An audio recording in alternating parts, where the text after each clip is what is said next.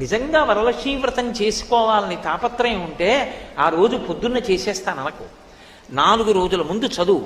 అసలు ఏమేం కావాలి? దీపం, ఒత్తులు, ఆవు నెయ్యి లేదా నువ్వుల నూనె రాయి.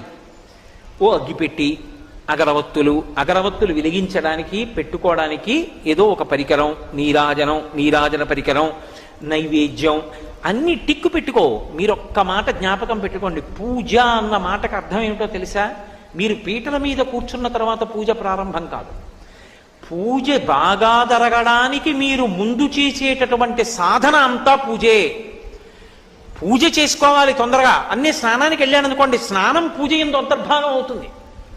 నేను తొందరగా తెమలాలి, అందుకు పేపర్ చదవను అన్నాను అనుకోండి, ఇప్పుడు పేపర్ చదవకపోవడం పూజ ఎందు అంతర్భాగం అవుతుంది. పూజ తర్వాత చేద్దామని పేపర్ చదివాను అనుకోండి, పూజకి భంగం అవుతుంది. అందుకే